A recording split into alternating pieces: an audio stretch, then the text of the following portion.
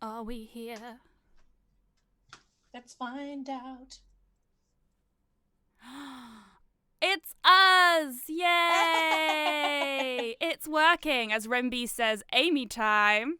Oh. Hello, everybody. Look, they've let me on the Big People's channel. Oh no, what is going to happen, Amy? Hello, everyone. And we are also the renegades that aren't playing a game. How dare we? It's gaming and giving. We're not playing a game. We are talking gaming, though. We're lazing and living, am I right? We are talking gaming. So just a reminder for anyone who may be joining just for us, because, you know, we have our own little section of people who love us, don't we, Erin? Hopefully. Yeah, sure. Why not? Yeah. This is Rusty Quill Gaming and Giving. So just a reminder, we're not looking for subscribers today. We're not looking for bits in chats. We're looking for donations. And we have the donation bar along the bottom. Hopefully, as long as everything's been set up correct. And we're, £6,488.91. This is amazing. And we're, the third people who have been online. So you're all giving ridiculous amounts of money. Thank you so much. So we're hopefully you'll keep giving while we are here. I can see a few things, a few donations coming up on the little alert box. Thank you very much. Unfortunately, we won't read them all out, or we'd be here all day just reading your donations. But thank you very much for that. So, what are we doing today? We're very excited about this. This is something me and Erin have been mulling around in our brain boxes for a while. As you may know, some of you may know, both Erin and I stream chronic illness, neurodivergent related content on our own little channels. And this is an idea we've had for a while. And it's going to be, hopefully, this is sort of a bit of a play around to see if it works, a podcast idea called, and I'm not quite sure, I haven't worked out how to say this out loud yet, because it's got a question mark after it, and it's recovered. And the idea behind this is that for a long time we've all been being told that if you get sick, you should be trying to get better all the time. And you learn it from when you're little. If you get sick, you go to the doctors and they give you magic medicine and you get better. And that's what we should all be aiming for all the time. But for some of us, we have chronic illnesses and we get sick and we don't get better, or people can't even work out what's going wrong a lot of the time. So this is an opportunity, hopefully, for some people who have chronic illnesses, or whatever label you like to use for what's going on with you, to kind of take back the narrative a bit around recovery, if there is such a thing, and talk about how we'd like to be represented, and show that there's lots of different ideas and views, and different people want to be represented in different ways, and different people approach being chronically ill or disabled in different ways. So we're gonna, hopefully, if we manage to turn this into a podcast, have lots of different guests who have lots of different ideas about this. And today we have a lovely guest who has agreed to be our guinea pig, and also agreed to do this live as opposed to a recorded podcast, which I might suggest sometimes is a little bit easier for people with chronic illnesses. We were just discussing brain fog before we came on air. And I'm going to hand over to the lovely Erin to introduce our guest today. Hello. So we have the wonderful hero, brackets in heroine, yeah, sure, why not, who is Sara Thompson. Sara Thompson is a disabled freelance writer who creates content for TTRPGs, such as the combat wheelchair for 5e D&D that has recently been used on Critical Role. Most notably, she has worked at Paizo on Starfinder and Pathfinder, Red Scale Gaming on the official Hellboy, the role-playing game, and currently works for R. Talsorian Games on the official Witcher pen and paper RPG. Welcome, Sara. No, thank you for having me. No, this is exciting, fun. It's such a to be pleasure. A guinea pig.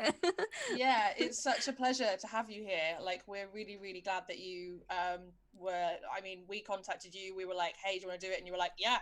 So, what an absolute blessing it is to have you here. How are you today? I'm good, yeah, good. And you can answer that as honestly as you like. Oh, yeah. Yeah, it is cold and arthritis don't go well together, but not as bad as it could be. It's kind of a pretty good day actually. So yeah. How are you, Erin?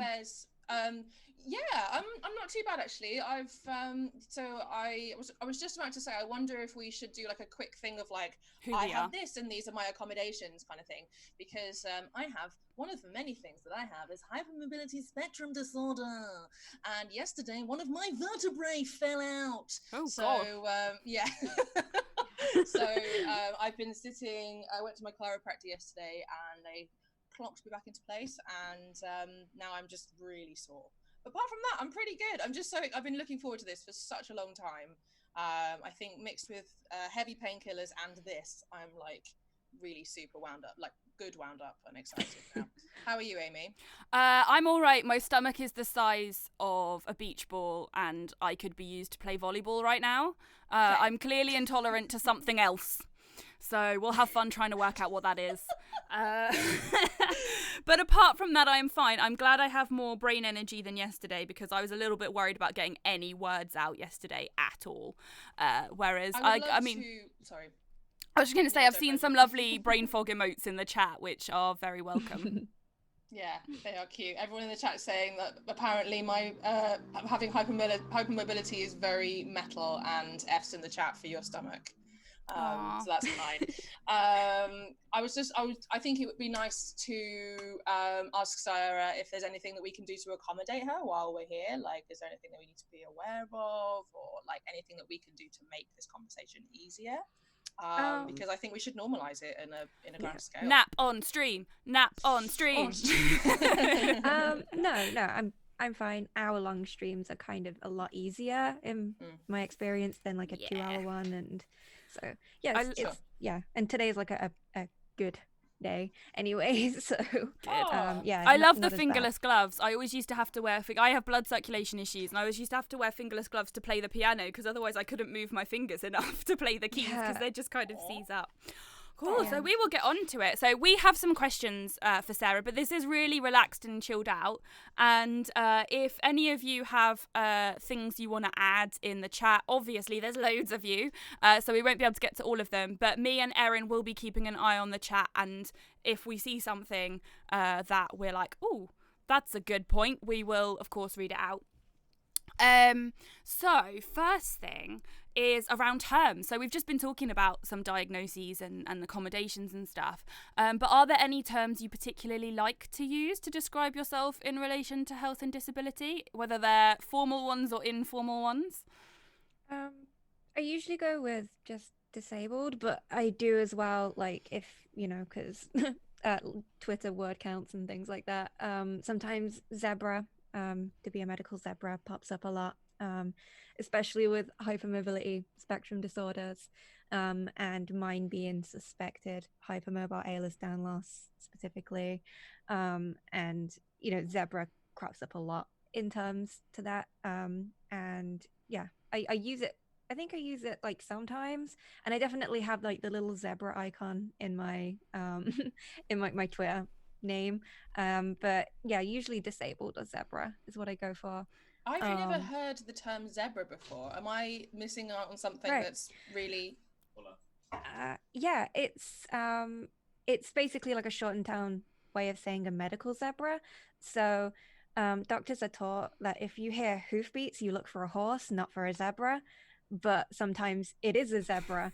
And that's how so many chronic illnesses go undiagnosed, is because they're not looking for a specific thing. They're trying to look for anything else it could be. Did everyone else just see Erin's mind just go? What? You'll find a lot of people who have like hypermobility syndrome. Some of my friends and things like that, they actually have like zebra tattoos or like pins with zebras on and things like that.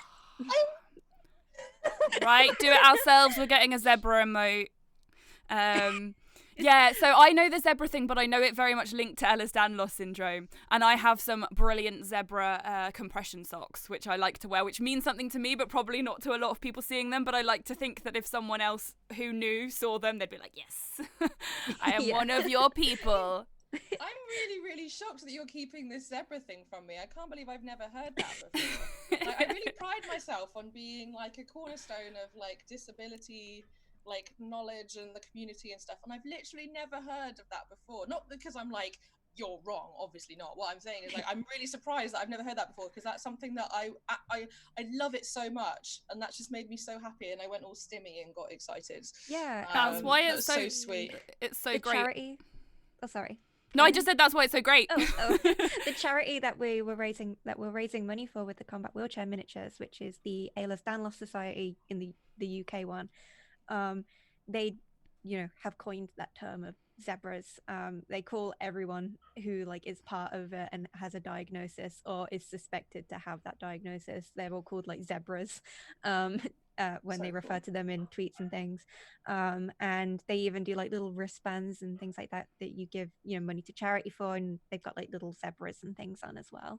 So like we've been helping them out with charity at the moment, because it meant a lot to me, thinking I want to put money into a charity that is actively funding research into like HSD and EDS, and all sorts of related syndromes that come under the hypermobility category. And they're also using the funding as well to raise more awareness, to do more things, like advertisements, things like that they're able to then afford to do it through, charity donations. Amazing. And just a note to anyone in the chat, I am going to do a transcript of this afterwards. So if you're thinking, oh gosh, I need to know more about this, but I can't remember it all now, or you're at work and you're watching this on your lunch break, I will get a transcript out. And also, I will make sure that any terms that we're using, things like HSD for hypermobile spectrum disorder, we explain them as well, because we mention them once here and then we're used to using acronyms, but just for anyone who's struggling to take it in at this kind of speed. Thank you very much. So you've mentioned a little bit about your job. So Erin? Yeah, so we just really want to know more about your job, but also like how you got into it. Like, it's such a interesting and like niche thing to be involved in, but also something that feels so necessary at the same time. So we'd love to hear more about just your job in general and how you got into it, for sure. It's kind of funny when like considering my job now, and I tell people that like my first experience ever with a TTRPG was 4th edition D&D, and I hated it, and I and I swore I would never play D&D or any tabletop again. It was a very bad experience, not just the game, because I have problems with 4th edition, but also as well, it was like the people I was playing with, it was not like a nice group to play with at all, and I didn't really like start playing again until just before university. I think about a year before I went to uni, and yeah, like it all kind of picked up from there, and I was really excited. I got to play characters every week, and even though I was disabled myself, I never played a disabled character until I had a few more diagnoses. I was feeling a bit like uncertain in my own identity and like who I was and things at uni, because you're suddenly like kind of thrust out into like this world where like pretty much everyone treats you like an adult, but you still feel like a child. And it's awful, but it's also great. And it was really hard, and I was like, well, I would like to play a character, because when you make a D&D character, or any character really in a TTRPG, you always put an element of yourself in them, whether you realize that or not. There's always something about them that's kind of like you, whether it's the way that they dress or the things that they say, or the interests that they have.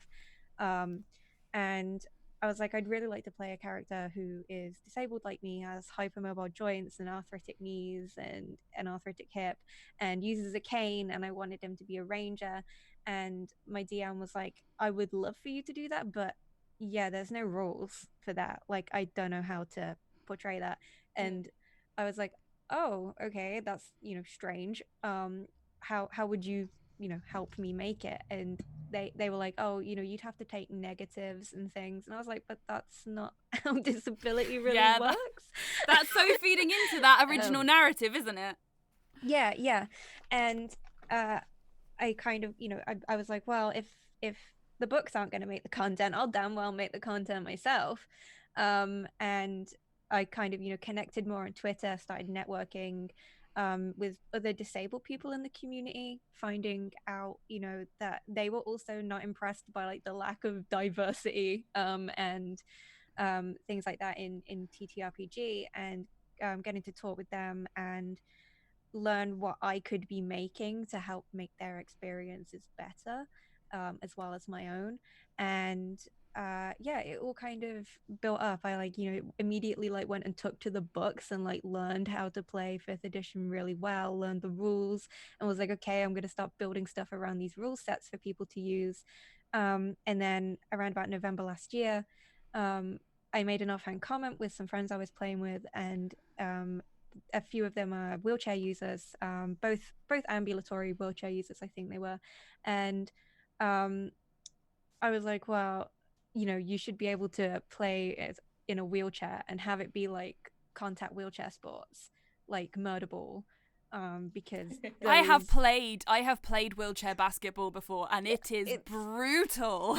it is I just got hold. I just got hold of a wheelchair myself, which is really great. I'm super excited to do wheelchair sports in it. Like that's one of the things that I was like, and if I get a wheelchair I can play wheelchair sports, and my partner's like, if you get a wheelchair you can rest. Like I'm like I'm like no wheelchair sports, like it looks so much fun.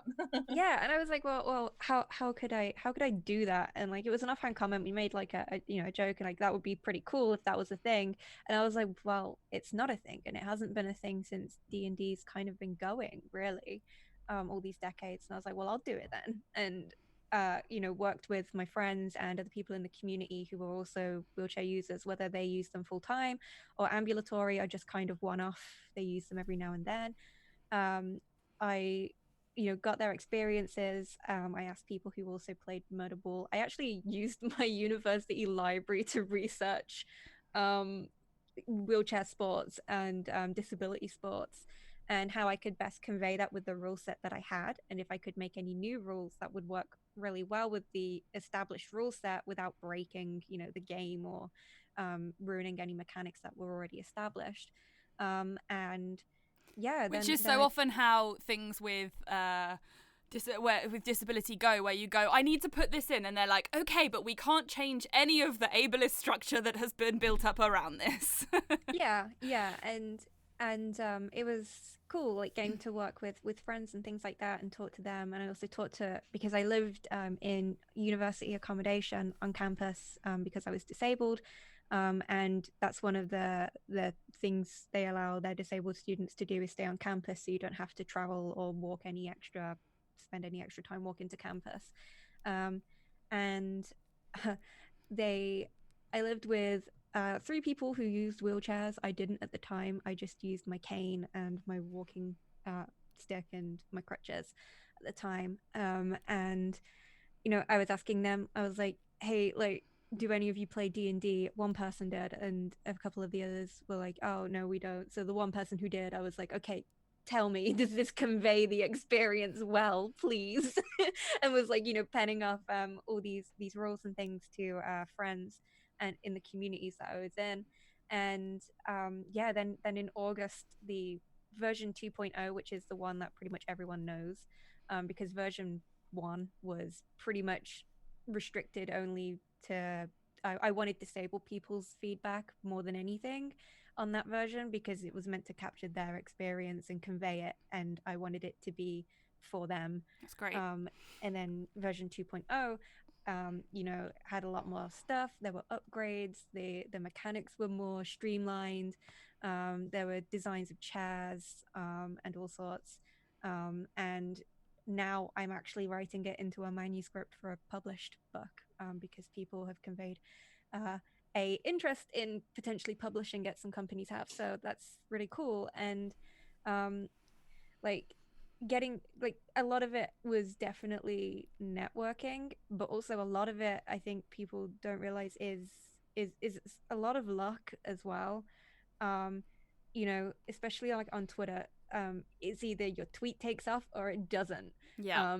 And I was really nervous when I posted version 2.0, because I was like, what if nobody cares, and like it wasn't so much that like on the scale that it did take off. I was like, what if nobody cares in the communities that I made it for? Yeah.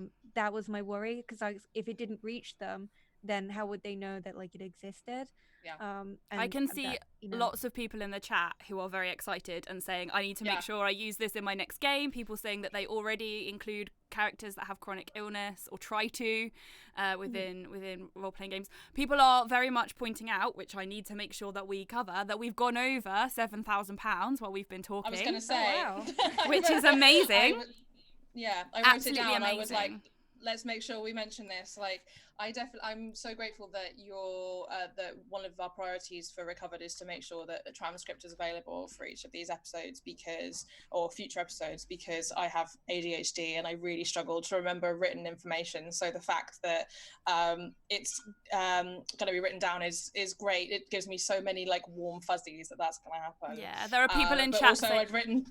I've got my pad here to help me remember to say the thing, but don't because often I'll find that I like interrupt because I'm worried about forgetting the thing. So I also just want to make you all very aware that I keep muting myself on and off because I have a puppy in the background who is barking. He's very excited about all of this. He's super excited.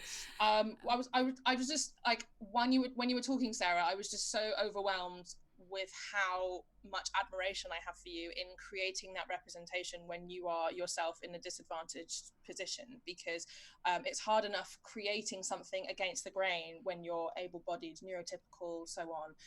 But the fact that you've said, well, if no one else is going to do it, I'm going to do it, is really, really admirable. Like, I was just really filled with admiration for you when you were talking. And that's such a wonderful thing. I come from like a performing arts background, so like I trained in performance and musical theatre, and then when I got diagnosed with fibromyalgia, I had to retire from the thing I'd literally worked my whole life for, and it was a really, really low time at the time. And I think that the thing of like creating your own, like, so then I went into like creating my own work and into comedy and improv, and that's how I found streaming and podcasting and that kind of thing. And I think creating your own work is so much harder than just, you know, going to auditions, possibly booking the job, and then doing the job. You know, like, there's so much more involved, and there's even that sort of like mindset thing that you have to get over before you can do the career that you want to do. Or it also takes so much stamina, doesn't it? And stamina is the thing that often I see a lot of things about chronic illness campaigning is like, we're the only ones who do it, but we haven't got the stamina to sustain it. So, and often people expect us. It was really interesting listening to you talk about going to disabled people and saying, is this your experience? Because people assume that we automatically know. There's that idea of once you're disabled, you know the experience of all disabled people, and therefore you can just automatically know what accommodations you need. And I find a lot of the time on my stream that people are going, I don't know what accommodations I need. How do I work out what accommodations I need? Because I need to be in the situation and trying to do it, like you say, trying to play games and trying to put those characters in to know what then needs changing to make it work. So there's lots of people in the chat wanting to see Monty. So I'm going to say, if you get over 7,500 before the end of our streaming time, you can see Monty. Yeah, that's fine. So that's absolutely valid. Sarah, the thing that actually brought your work to my attention, really sadly, but quite commonly for things in disability work, was some of the backlash that you got from the community, the wider community, the wider gaming community. There was some pretty horrible backlash, and one thing was around the ability of people to heal themselves within games where magic and potions and things are present, and why would you not just heal yourself, which very much fits into this idea of recovery model of that's what we should be aiming for, and comes up in a lot of fiction, a lot of science fiction stuff, as well as a lot of gaming stuff. So I saw your reply to this, and you're probably fed up of giving that reply now. But what was it? What was your reply to those people? It varied depending on the situation that they would bring up. First of all, healing potions don't specify that you don't get lasting marks or lasting injuries from those things, because Dungeons and Dragons has never once considered a disabled person to be in a position of being a hero. So why would they have to specify that thing? Because clearly a hero should be perfect and able-bodied, and second were people who were like, well, what about restoration, the spell restoration, like that can just cure paralysis? And it's like, no, there's a difference. It cures paralysis in terms of the status effect, and there is a big difference between the status effect paralysis, which only lasts for a short period of time anyway and is magically triggered or given to a person through magical means, and and a difference between being paralyzed, which is a permanent condition that isn't usually magically given. Weirdly, the one place I can think of that does that is Buffy, where there's whole episodes about the fact of people trying to heal things that are not magically done and just not being able to do it. And it's the one place I remember seeing it. As a queer person who has never seen Buffy, I feel a lot of shame right now, so I'm just going to hide for... Shame. Tell you what, I grew up in a very heteronormative society, like a very sort of small village where everything was very heteronormative, and I was like, I'm just a straight little cis girl. And I never engaged with any queer coded stuff as a kid. So Buffy is one of those things that I really need to sit down and commit to. I feel like it's part of my heritage, part of my roots. So educate me on Buffy, please, while I hide in shame. Pentol has also mentioned, I don't know if this works into what you were saying, Sarah, around PTSD within D&D. Yeah. Like I said, in terms of leaving marks behind, whether those marks are physical or mental, it depends on the situation your character was in. And I have very personal feelings on the D&D mechanic of the madness table. Never agreed with it, don't like it, and that's a whole other can of worms that maybe I'll open on my Twitter someday, and I'm sure I'll make a lot of people angry again. But no, and as well, spells cost money, and certain spells restoration and revivify and all these higher end spells are performed by clerics of higher levels that typically aren't just going to be wandering around a back end village or in the mountains where you're currently adventuring. And a lot of the time as well, people are born with disabilities and don't want to change themselves. Why should they change themselves? There's nothing wrong with them. And somebody in the, sorry to interrupt you, Sarah, there's somebody in the chat that says, I don't see why anyone would object to playing a disabled character, because I have a straight up crab that turns into a bear. So exactly. What's the deal? It also falls into that argument of people who were angry with me for making a wheelchair because it didn't thematically fit with D&D, a game that has dragons and Goliaths that can still fit through 4-foot high doors. And then they tried to bring in the argument of, well, a wheelchair wouldn't fit through a door, and it's like, all doors in D&D have always been 5 feet wide. Why are we caring about this now that there's a wheelchair involved? It's ridiculous. No one would question a Goliath or a huge hulking Minotaur barbarian going through a door that's 5 foot wide. No one would question that. But a wheelchair, which is only 2 to 3 feet wide at most, even with slanted wheels, will still fit through a doorway. It reminds me of when there was a woman of color was hired to play Ariel in the live action Little Mermaid, and everyone was like, "That's unrealistic." It's like, this film features a talking crab. I also enjoy the fact that was the moment that the gif of Mike came up. Yeah. and it's just ridiculous, and I get it. D&D has never accounted for the fact that disabled people exist and will play TTRPGs, which are one of the most still has problems with it, but one of the most accessible ways for a disabled person to enjoy their free time and have a hobby, and even like me, some disabled people can make it into a job, whereas before they couldn't work like a normal office job, or work down at a warehouse or all those kind of things. Someone's pointed out to me in the chat, I'm really sorry we keep interrupting your flow, but someone's pointed out to me around, I can't remember whose name it was because the chat's going so quickly, around what's socially acceptable as a disability, which is really interesting to what you're saying, because I did some study for my course recently around when quotas were originally put in after the Second World War in the UK around you need to have this many disabled people brought in. People were brought in with very specific injuries or issues that basically meant that they could fit into the existing way of doing things, which, I guess that's the thing. The exact tweet was something around no one would question a character that wore glasses because we're used to glasses as a aid in society. And I mean, even now you see it in character designs in D&D that some disabilities are acceptable because they are aesthetically cool, whereas others aren't.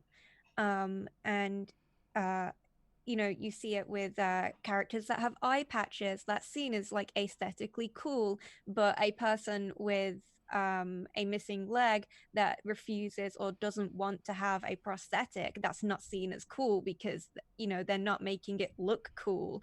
It reminds someone very viscerally and very explicitly that that's a disability, and that's what makes people uncomfortable. I found people were really upset about the wheelchair because to them it's a constant reminder of disability, and that disability can happen to anyone. And there's that idea as well, people don't like to be reminded of that. Like you said, it's acceptable if someone wants to take the fix that's seen as then presenting as not disabled, as opposed to many people in society, which this is all a reflection of society, which is kind of why we're talking about it, if someone decides actually I want to use my wheelchair, ambulatory wheelchair users as well, where you're using it for pain or you're using it for fatigue, it's seen as, well, why are you not looking for cures, why are you not looking for fixes, why are you using an aid when you absolutely don't have any other choice? It ties into that whole, like, if you're disabled, and you hear it from doctors a lot, that a lot of the time a disabled person is perceived as having less quality of life, when no, like it's only seen as less quality of life because people are so frantic to look for like cures that you're seen as just being wrong and imperfect no matter what you do. But then if you want to look for cures and stuff, you're seen as sympathetic, and able-bodied people admire you for that. But if you're seen as just being proud and comfortable with yourself, like, then it's suddenly a problem. And there's no right and wrong for individual disabled people. If people, and depends on what stage you're in of your illness. I know originally I just really wanted to look for something that could help me, like Erin was saying, around I can't do acting anymore and things like that because the places around me just aren't accessible to me. So I was trying to find cures to fit into the things that I wanted to do. But actually my quality of life was a lot lower when I was trying to get answers from clinicians who still don't really know what's wrong with me than it was when I accepted actually there's something wrong with me that probably hasn't been researched very much, and I'm better off just focusing on doing the things I like doing and trying to push for them to be accessible than pushing for the cure. It's what are your priorities? And we all have different priorities. Slightly like tangentially, sorry to interrupt, but slightly tangentially, this reminds me of when I came out as non-binary, and my one partner is cis and my other partner is non-binary, and I remember the first time that I was getting frustrated with having to remind people of my pronouns, and they were like, look, it's, if you're trans and you get to a place where you're passing, then you might be lucky enough to just kind of live undetected, right? But when you're non-binary, you come out every single day of your life for the rest of your life, and it's like just having to repeatedly remind people of that's where you're at, and like you don't get to just be a person, like you always have to be inspirational, or you always have to be like a role model, which is great, and I really love the fact that I can be a role model for so many people. But at the same time, sometimes I'm just trying to buy eggs, you know what I mean? Like sometimes I'm just trying to hang out, sometimes I just want to post a selfie because I look good, not because I want to be like a non-binary role model. And that's not to say, I mean, I bring huge Leo energy to wherever I go, so I mean, any compliments, like, just pour them on me. But like, I think that can sometimes have a bit of a draining effect when you have to keep reminding people. Are you saying, oh, because we've reached our goal Yes. for Monty? What you're saying is really important, and people in the chat are really loving it, but they also want to see your dog. Okay. I'm very impressed that you've raised £500 in about 3 minutes. Bear with me just a minute. all for Monty. He's a very cute dog. He's a very cute dog. I've seen a picture. This is what I meant, Sarah, when I said, we do our best to be professional, but, got to give the people what they want. And that is a dog that licks Erin a ridiculous amount. He's very Dogs cute. Dogs are important. He's very sweet. And he's helped many people with their mental health during the... there are many times where when I wasn't isolating, I would message Erin and be like, I need to see your dog. Like, my mental health needs your dog right now. I love you as well, but my mental health needs your dog. Yeah, it's been the same with my dogs as well. Yeah, they're very helpful. I will wait for Monty to come back before we go on with any questions, because I don't want us to be in the middle of something like really deep. I'll just add on though that for people who bring up the whole like healing, why don't disabled people just heal themselves aspect, you should look up deaf people and cochlear implants and the impact that has on the deaf community and their culture. Yeah, like, I really would, because that's like a really good example of what we're talking about. Use a liquor. That, hang on. That people don't want to always cure themselves. And that idea of culture as well. That idea of, what we've been excluded. So we've created our own way of functioning and our own culture around that. There's a pupper. There he is. This is my son. His name is Montgomery Ray. Say hi, Monty. People have just paid a lot of money to say hello to you. Do you want to say hi? He won't even look at the camera. His dad's just coming in with some food, so he's very excited. I told them that he licked a lot. Can you ask a question through the licking, Erin? Yeah, sure, no problem. I have been gone from the room for a few minutes, so I'm not entirely sure where we're at, but I think our next question was you might have already answered this, I suppose, but how does that backlash around your work make you feel personally?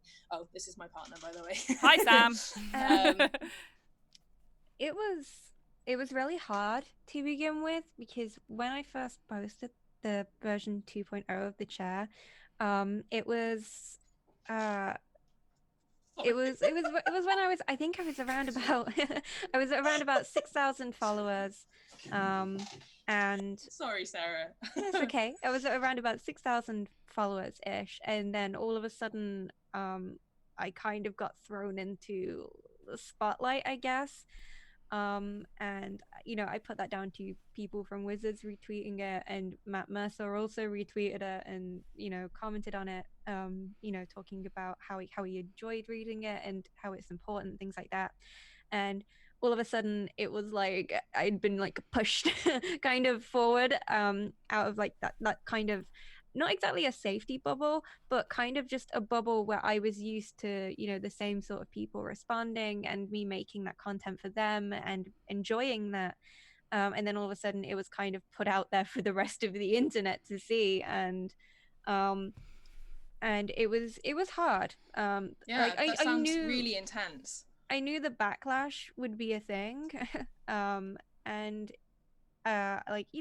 expected some level of resistance, but at the end of the day, it was like I made this content for disabled people like me and like my friends, and as long as it reaches them and it means something to them, that's all that matters. That's a great mindset to have. Yeah, but then that mindset did kind of get lost, and it got lost along with as a result of death threats and things like that from the community. I would go on Facebook, and I only really use that for like family things, and it'd be weird because like I'd see a D&D group I'm in talking about it, and there were just people in there who were using the opportunity to be vile about it.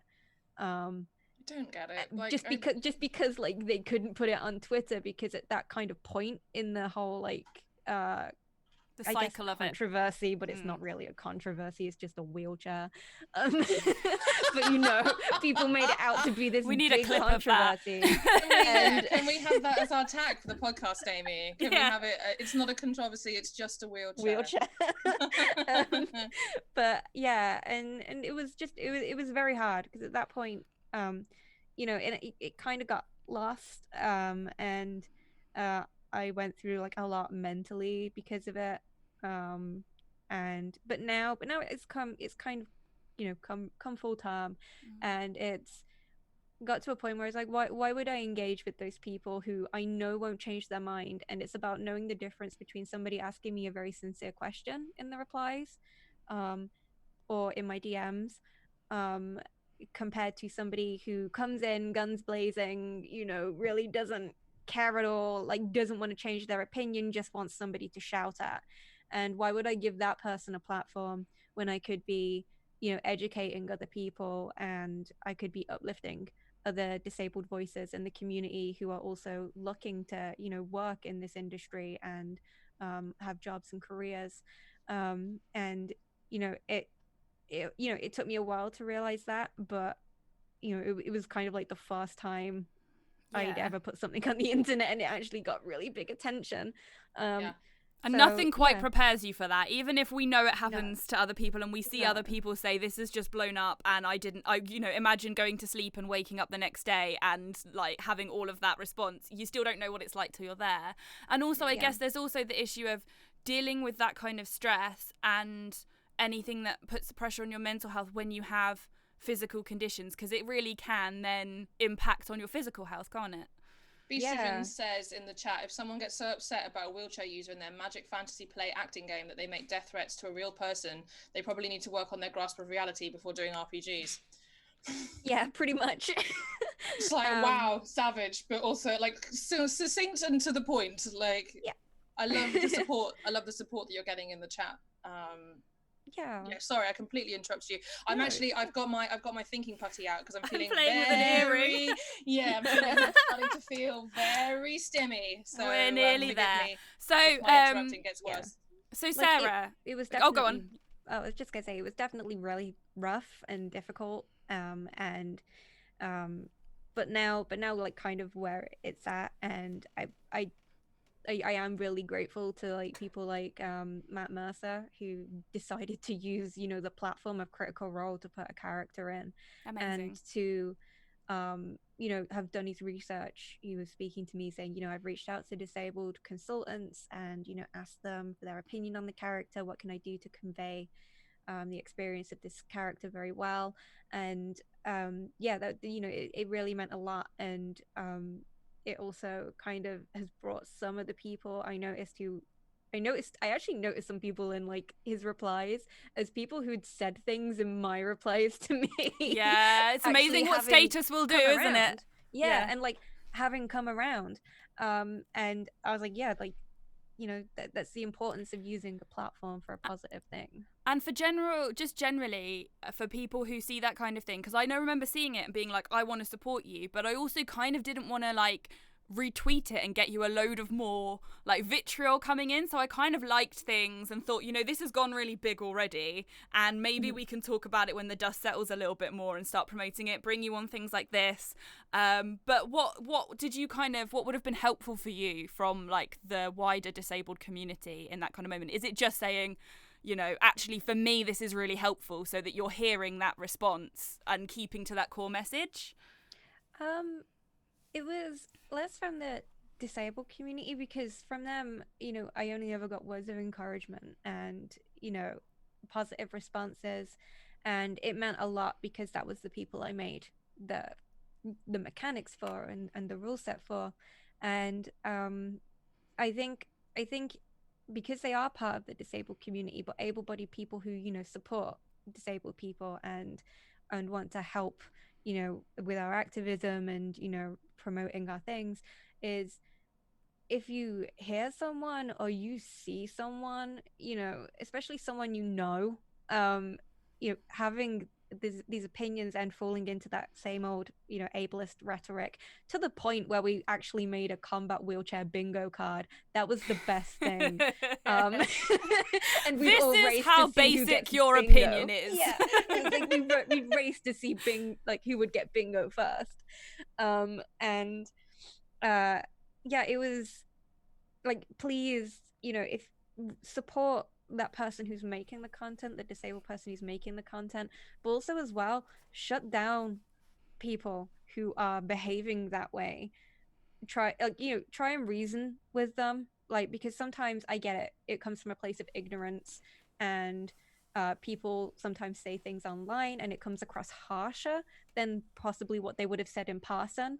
Like the whole confidence of like anonymity and all of that. Yeah. Like I get it, and but at the same time, it would help us a lot if you could just say, hey, like, if you check out these resources, or if talk to the disabled people, tell them, that they can learn. It's not like I always say to people, like, when you put disabled people in your games, or you have disabled players at your table, is just be aware that you probably will be called upon for ableism, because it's that ingrained and unintentional that it happens. So like, just be aware that like that happens, and use it as an opportunity to grow rather than be bitter about it. Yeah. Just I mean, accept, and it still happens you're to wrong. us. It's still like I get it all the time. Like I struggle sometimes with putting alt captions on things because I'm like, oh, I'm tired, and then I'm like, well, then you're too tired to put it out. Either put it out for everybody or don't put it out. Like, that's kind of what I'm trying to get in my head now, because why is it okay to exclude the people who can't see it and need to have the alt caption there? Like, there are things that we're all learning all the time. Disabled people can be ableist too. We only have a little bit of time left, so very quickly I'm going to ask you, what would your ideal game look like? That's a big question for such a small period of time. Do you mean like game as in like sitting down at a table, or like an actual like physical TTRPG? Whichever you want to answer. I guess I don't know. Really, I would just more in general. Really, it's like a game for me to be ideal would have disability content in its core rule books, not as a supplement, not as like a free download that you get later.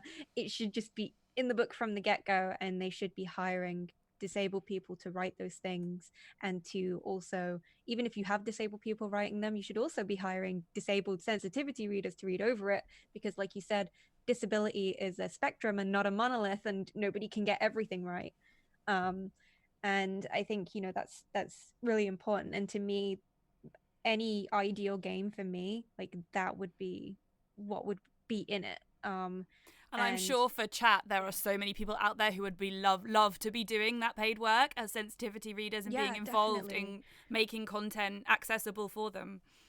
Yeah, like, and people as well seem to think, because I do get quite a lot of work, I also do hand a lot of my work off. Like, when I get a job offer and like they're like, oh, we're looking to write a blind character, and it's like, but I'm not blind, so I'll pass you on to my friend who's a professional, and wants to do a job, and they're blind and they can help.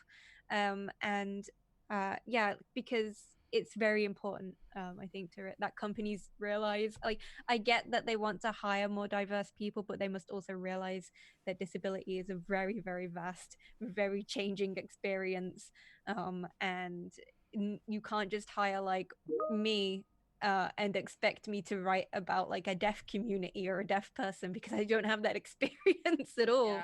I can do the research, and would happily like write the character, but I'd be like, I'm gonna have to hand this off to deaf people to read over and to tell me what I'm doing right or wrong, or more preferably it just gets handed to a deaf person for writing anyway from the get-go. Exactly. I had it the other day where someone, that is that idea sometimes of like, you're the disabled part, you can give input, and even the thing of like someone wanting to write a black disabled character, and it's like, I can't do that. Like, there's intersectionality here. You have to make sure that you get the right people to be doing the right thing. So I know we're gonna sorry, Amy. Go on. A few first of all, I apologise that my dog is hacking up his food in the background. I just like a few times when you were talking, he was like, like I'm so sorry. You're talking about some really amazing and really important things, and then Monty, who is very popular in the chat, by the way, is just like. So I'm really sorry. I've been delivering some workshops recently on neurodivergence and accessibility in improv, which is how I got into streaming and podcasts and that sort of thing. And there's almost like this responsibility that I feel to be the voice for people across all parts of the spectrum, if you like. Like when I delivered the first workshop, I was like, gosh, I was very, I was not deliberately exclusive, but like there were things that are so important that just needed to be in that workshop. And luckily I work with some really wonderful people who provide me with the opportunity to change my work and like come back and do it again. That's really, really lovely. And I've got some great clients who are really understanding, but that's not always the case. So I think sometimes there's this responsibility that we feel to know everything, and it's like we were saying before, like sometimes we don't even know what our own accommodations are, let alone what accommodations are for everybody else. Amy, you were saying, I cut you off, sorry. No, that's fine. We are so close to 8,000. Oh, we've gone over 8,000. Oh wow! During this stream, that's amazing. We've gone over £1,000 during our little segment here. It was fluffy. I like to think it was Monty's fluffy foxy tail that did that. Thank you so much, everyone who has donated while we've been going. A quick reminder, as I've seen a few people post in chat, we always do these kind of reminders on my Do It Ourselves stream, is that if you need to get yourself some water, get yourself something to eat. If you're sitting here and watching segment after segment, which is great, we love that, do make sure you're looking after yourself as well. You're having a stretch, you're remembering to take your meds, you're getting a drink when you need one. We'll just quickly go round, I think. Thank you so much, Sarah, for your brilliant insights. Everyone's really loved it.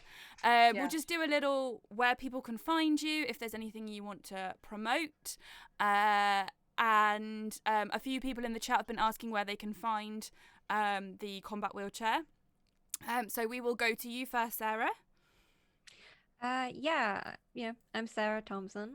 You can find me on Twitter at MustangsArt, and you can actually find the combat wheelchair completely free to download. There is a plain text version and a open dyslexic version which is dyslexic friendly for you to use. There are also screen reader friendly PDFs as well, all completely free to download and use at your table. It's in my pinned tweet at the very top of like my Twitter profile, and it will always be free. I just want to also specify as well, because I talked about me writing up the manuscript for a published version, is that that PDF of that published version will also be completely free. There will also be a free audio version as well.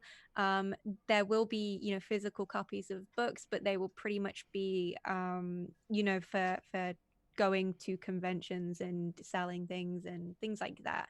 But it will always be free because, stuff costs money, and when you're disabled, that's really difficult. And I don't want to charge you excessively for something that should have been in the core rulebook from the start, in my opinion. Sorry, that was the sound of my heart breaking and filling all at once. You're wonderful. And it'd be really pretty. It's got art in it, and the art will all have descriptive captions as well. So if you're using a screen reader, you'll get descriptions of the artwork as well, and it'll tell you what everything looks like. And that's basically one of the big things I'm working on at the minute. I also have a Twitch, twitch.tv/MustangsArt.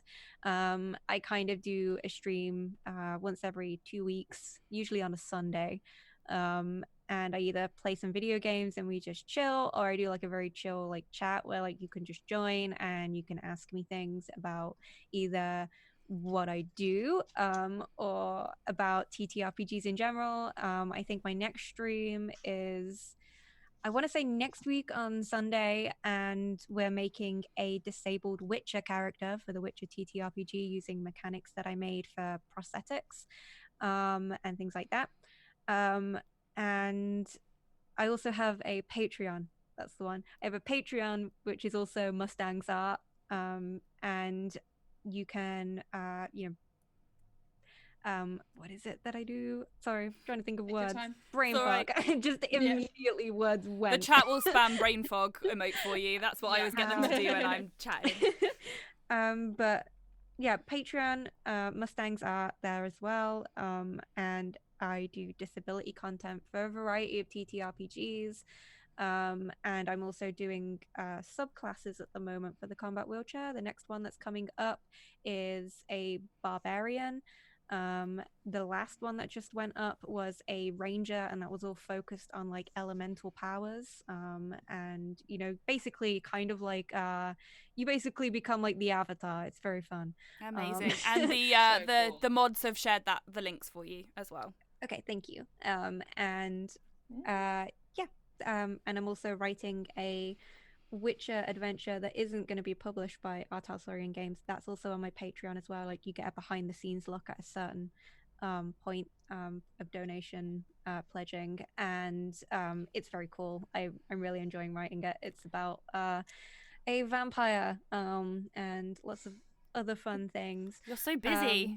Yeah. Yeah, busy. And I've Good for also got you. some very exciting things coming out in January, but I'm under an NDA and I'm not allowed to talk about it. So follow which on- is a shame. Follow on Which is a social shame. media, and then you will hear But about them when yes, Sarah can share them. But yes, Fancy. Brilliant. really Erin, exciting. quickly. Yeah, sure. So you can find me on Twitter, Instagram, and TikTok at Erin Enfys, ERINENFYS. I stream on Tuesdays and Fridays. I stream on a Tuesday, which is my Tuesday stream is a neurodivergent productivity stream. So we just all get together and do the thing, basically. Whatever the thing is, Monty agrees. Whatever the thing is that you have to do, it could be a craft or writing or studying or work, literally anything. We just all get together and share tips about productivity while neurodivergent, and that's from 7 till 9 on Tuesday UK time. And then on a Friday, 6 till 8, I utilize my drama school degree that I paid £30,000 for and now can't do anything with, and I sing and just do like karaoke and just hang out and be silly. Sometimes we play The Sims. I was actually I had this whole thing about Sims and accessibility and stuff in my head, because at the moment I'm making a house for me, Amy, and our partners as well. And I showed Amy the kitchen in her office last night, and I was like, why isn't this kitchen more accessible? You said to me yesterday, you were like, our bedrooms are upstairs, but that's because disability doesn't exist in Sims, so we can walk up the stairs I there. I was like, but also the reason that I gave us the bedrooms upstairs, the offices upstairs, is because they were bigger and the boys had smaller offices. So I was like, Amy and I need bigger rooms because we're much more important. Cool. And I will very quickly do mine, because then Tim needs to come in and do a little announcement. So I am at Do It Ourselves on Twitch. I stream on a Monday from 6 till 8 UK time, and we discuss some topic to do with chronic illness. And you don't need to have a specific diagnosis or anything. It's free for all, if you feel like it will be helpful for you. And on a Thursday from 8 till 9 we do chronic chillness, which is where we hang out, do some kind of activity, and it's a chance for you to get any admin around health that you need to get done. And also you can find me at AmyWrites1 on Twitter, and Do It Ourselves stream on Instagram. This part, a few people have been asking about the podcast and where it will happen. This is very much a little proof of concept that Rusty Quill have very kindly let us do, so that we can show this to people and say, this is what we want to make. So we don't know when it will be coming to you. We don't know how it will be coming to you, but we're really trying to make it come to you. So if you've enjoyed it, please do let us know on Twitter and stuff, because it gives us more testimonials to try and get it made. Thank you so much for all your amazing donations while we've been going, over £1,000. That's so brilliant. And I will now invite Mr. Tim Meredith to come onto the screen. We Hello everybody. get a goodbye from Monty. Thank you all very much for tuning into this section of the stream. The next section of the stream will be the Grant Howitt TTRPG, which is also being streamed from this computer. which means that the swap over is a little bit more live and, fun for me. So just be aware there'll be a couple of minutes whilst I get everything set up, make sure everybody's videos and voices... Have a panic and then... Something will go wrong and you won't be able to hear me screaming, but you'll know I'm screaming. So just so you're aware, we will be offline for a few minutes whilst I sort that out. Great. Thank you so much for joining us. Thank you so much, Sarah. You've been an amazing guest. Oh my God, thank you so much. Oh, thank you for having me on. It was lovely. We will see you all soon. Keep watching Gaming Giving, keep donating, and have a good day. I've got kibbles for the dog.